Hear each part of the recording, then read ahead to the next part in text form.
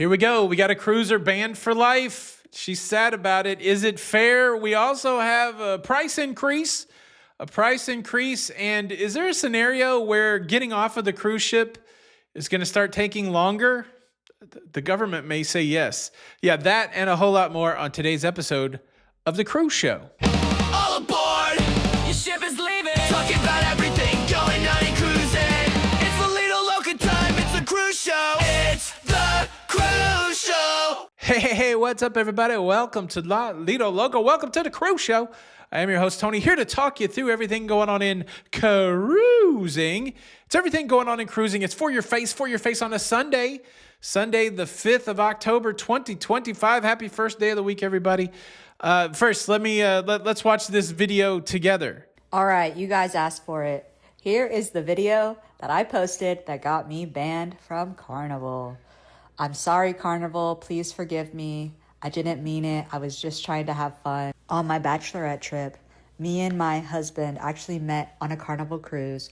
So Carnival kind of means a lot to us. So it kind of sucks that I got banned. So I take it all back. Just let me back on, please. There you go. Okay, that was from the TikTok account of Madison West 2000. And I think the video is pretty self-explanatory. She snuck alcohol on board in female hygiene products. Then she posted a video about it on the YouTube or on the TikTok, and then the security figured it out, and they came and busted her. And then when she got home, she was banned for life from Carnival Cruises. I really don't understand the self-snitching in this generation. I think there's a disconnect. I was just having a conversation with my friend Tommy Casabona from the Always Be Booked Cruising podcast. We're doing a podcast together called Cruise Talk Weekly. We talked about this very story today, just a couple hours ago. What I think is that people have lost the reality, or they don't grasp the reality, that corporations, big businesses, use the internet the same way us private people do. And, you put something out there on the TikTok, there's whole teams of people that work for the cruise line that are watching TikToks that are related to the cruise line. So certainly Carnival, and I think, after she put it out there too, I think a lot of people were in her comments tagging Carnival. So not only did she self-snitch by putting up the video, but then there were, cyber snitches out there, ratting her out to Carnival. Either way, you shouldn't sneak alcohol on board. You shouldn't brag about it. And now she finds herself banned for life. I guess that's the question. Is that fair? Do you think they're banning her for life as a deterrent from other people to do this? Obviously, she's a loyal Carnival cruiser. She met her husband there. She feels very sorry. Should she be allowed to cruise on Carnival? Can Carnival use all the loyal guests they can get right now? Interesting story. Okay, let's talk about let's talk about a price increase that went into effect, I believe, on October the 1st. It is the parking price for Port Canaveral. So Port Canaveral, probably the second most popular cruise embarkation port in the world. You can certainly go to the Port Canaveral area and you can park your car not in the port area and take a shuttle in. A lot of people do that, or you fly in, you take the Uber over, that kind of thing. But like me, I like to park at the port. And so if you're someone who likes to park at the port, the price has gone up 17% for parking. It's really not a lot of money. $17 per day per vehicle to $20 per day per vehicle.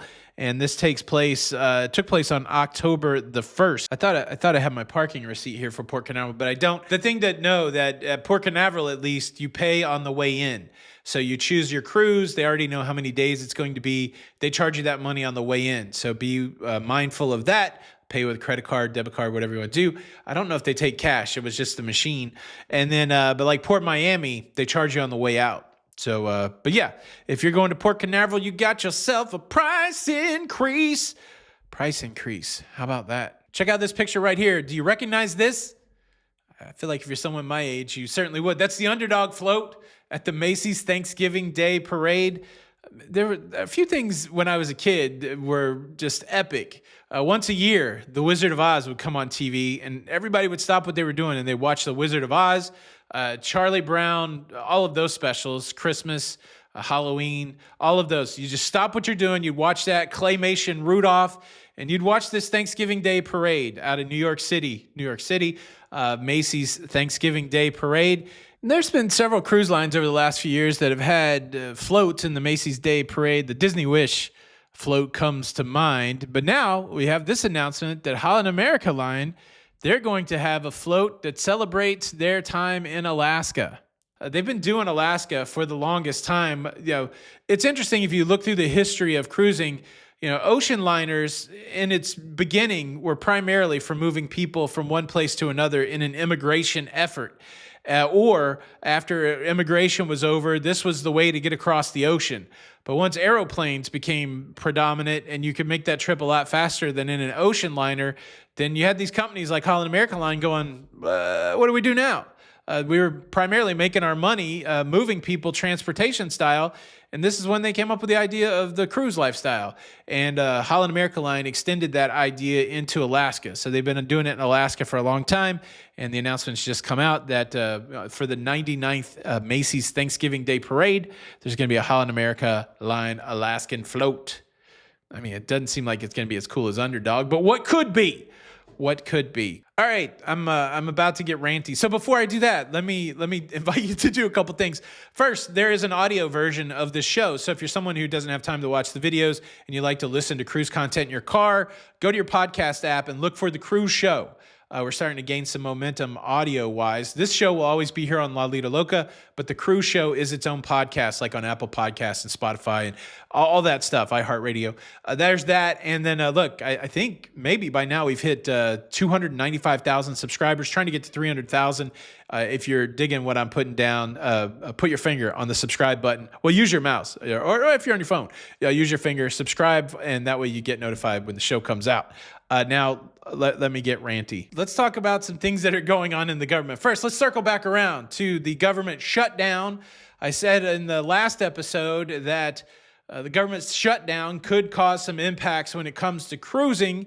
And I said that would primarily happen in the places like the TSA, because you have TSA workers that are not getting paid while the government is shut down. I said it then, and I will say it again. These workers are being required to go to work not knowing when they're going to be paid again. Now, certainly, when the government opens back up, they're going to get back pay. They're going to get paid for the time that they did work. But right now, TSA workers that are at work who would normally get paid every 2 weeks are not going to get paid while the government's shut down. And I guess people that have a lot of money don't care about that. They're like, well, I've heard people say, well, that's the business they got into. So if they don't get a paycheck at a normal cycle like they're expecting, to heck with them. Or other people are like, well, they will get paid eventually. It's such an insensitive thing. I'm just saying there's people out there working that don't know when they're going to get paid, that have real bills due. I'm pretty sure the mortgage company doesn't care that you're going to get a big lump sum payment at some point that you don't know about at some time in the future. I'm pretty sure your mortgage needs to be paid when it's due this month.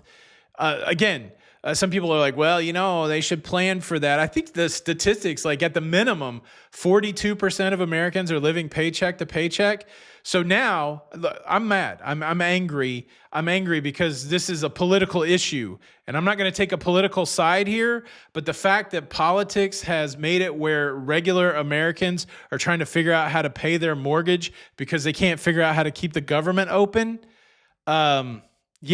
Again, I know there's arguments on both sides. Whose fault it is? I don't give a crap about that. These politicians need to not put Americans in that quandary. Okay? I'll get off the soapbox, but it just blew my mind that people are like, well, they're going to get paid at some point. Yeah, I guess it must be nice to be able to work and not know when you're going to get paid. I wouldn't like it. I wouldn't like it. Okay, off my soapbox, there's an interesting thing that happened. The Department of Homeland Security, in their attempts to curb illegal substances from entering into the country, has initiated an investigation of cruising and how Customs and Border Protections screen people coming back into the country after going on a cruise. And based on the audit that was performed, they feel like that maybe the screening process for people coming back into the country is not stringent enough, and they want to carry it even further and possibly say that more stringent screening should occur. It's interesting because I really love the facial recognition process that's now, like when I first started cruising, every time you came off a cruise ship, you had to stop, you had to show your passport, you had to talk to a Customs and Border Protection official. They asked you some questions, and then you were able to go on with your day. Technology has allowed us to now be scanned facially, have the facial recognition, and not even talk to a customs agent. And that's great. But it does seem like this audit is suggesting that level is not enough of a level to prevent illegal substances from coming into the country. So I say all of that just to alert you guys that the government is looking at that kind of process. And it wouldn't surprise me if we get 6 months or a year down the road and there could be more stringent debarkation processes to keep illegal substances out of the country. Now, I do have a wild request coming off of a Carnival cruise ship. I'm going to tell you about that. But just a quick call out here. We have Princess's newest cruise ship, the Star Princess, is underway with its first sailing. She's doing her maiden voyage 11-night Western Mediterranean cruise from Barcelona.